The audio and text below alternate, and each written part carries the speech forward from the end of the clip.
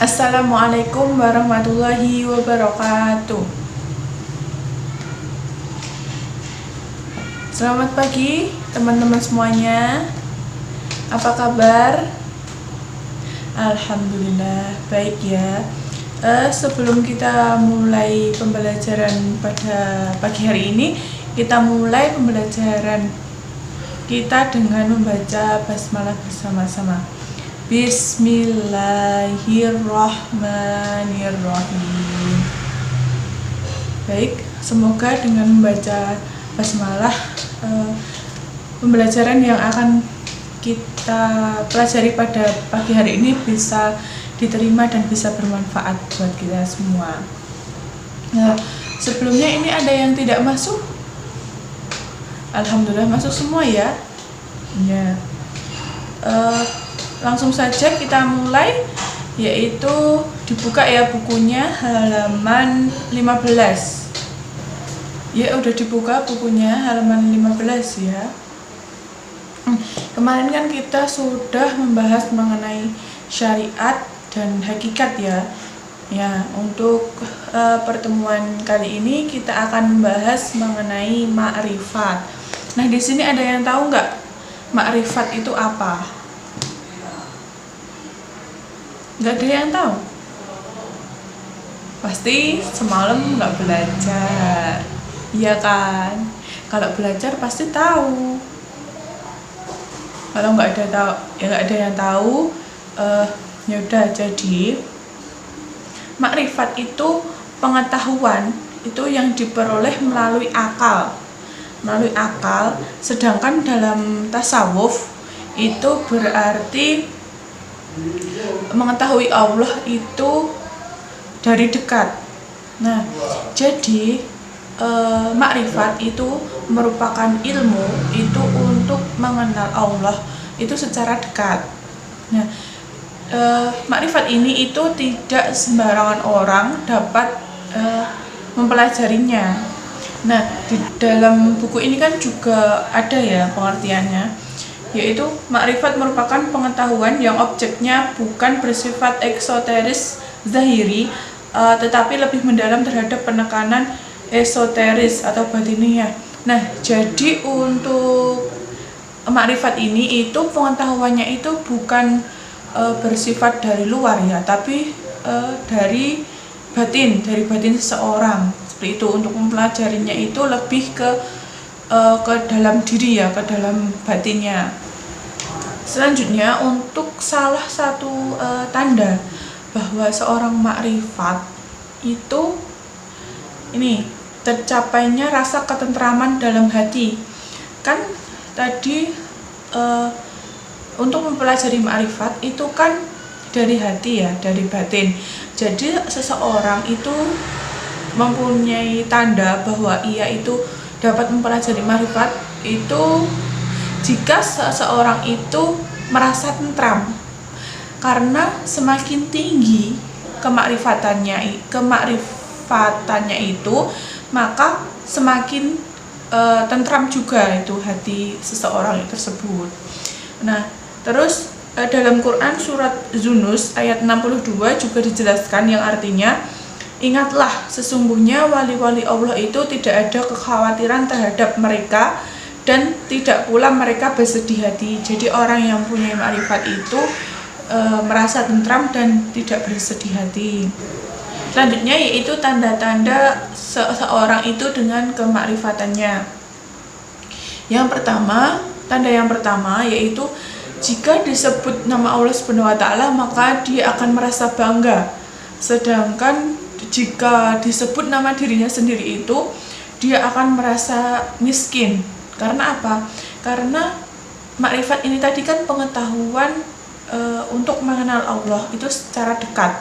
Sehingga kan dari batin tadi otomatis kan itu mempercayai Allah itu dengan keesaannya, dengan keagungannya, bahwa Allah itu hidup, bahwa Allah itu ada, terus juga tidak ada makhluk yang menyerupainya.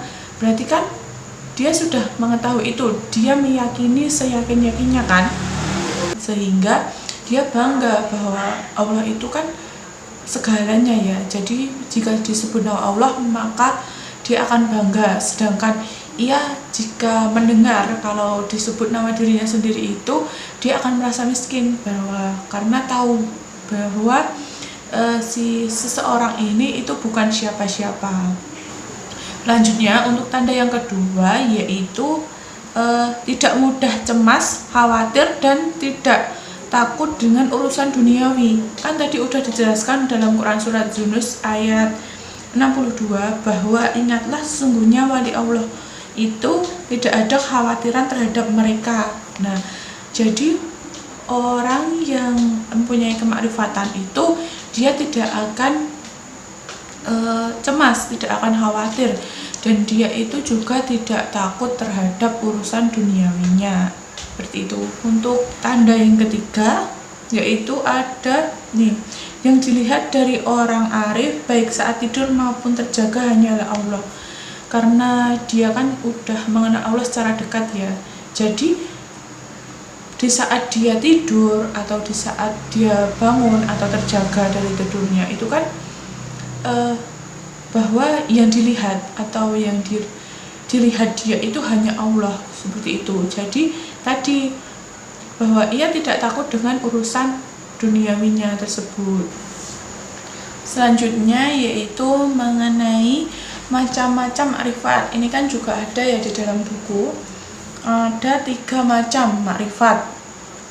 Yang pertama yaitu makrifat al-tauhid atau awam. Itu kan dalam Quran awam. Nah, makrifat ini merupakan makrifat itu yang dimiliki oleh orang-orang awam seperti kita ini. Nah, untuk memperoleh makrifat ini itu biasanya dalam mengenal Allah, seseorang dalam mengenal Allah itu melalui perantara syahadat tanpa disertai dengan argumentasi. Itu jadi untuk makrifat ini itu biasanya dimiliki oleh orang awam ya, orang biasa seperti kita. Yang kedua yaitu ada makrifat al-burhan wa al-istidlal atau khas. Nah, untuk makrifat yang kedua ini merupakan sebagai makrifatnya mutakallimin dan filsuf, yaitu itu diperoleh itu melalui pemikiran dan pembuktian akal. Nah, biasanya makrifat ini yang kedua ini itu biasanya dimiliki oleh ilmuwan, filsuf, seperti itu. Jadi yang mempercayai Allah itu namun juga dengan bukti-bukti ilmiah, seperti itu. Yang terakhir yaitu ada makrifat hakiki. Nah, ini merupakan makrifatnya waliullah atau tingkatan makrifat paling tinggi, yaitu ini makrifat hakiki. Makrifat ini itu diperoleh melalui tadi kan makrifat kan mengenal Allah secara dekat ya.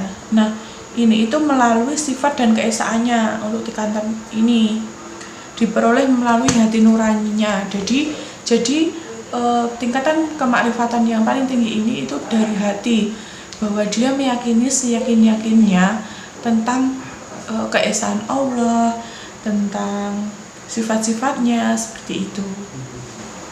Nah, mungkin untuk materi pada pagi hari ini cukup sampai di sini dulu ya. Tadi kan udah membahas mengenai pengertian, juga ada tanda-tanda, juga ada yang terakhir ada macam-macam. Sampai di sini apakah ada yang mau bertanya?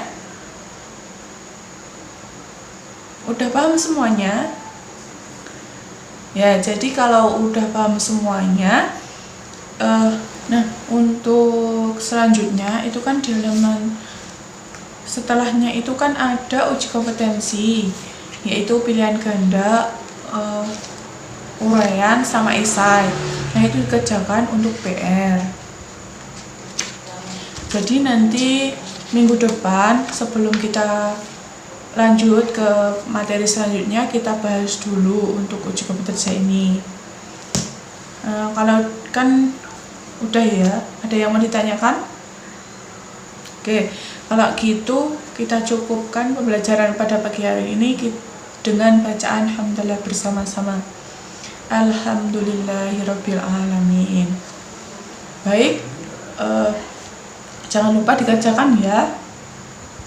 Ya. Cukup sekian. Wassalamualaikum warahmatullahi wabarakatuh.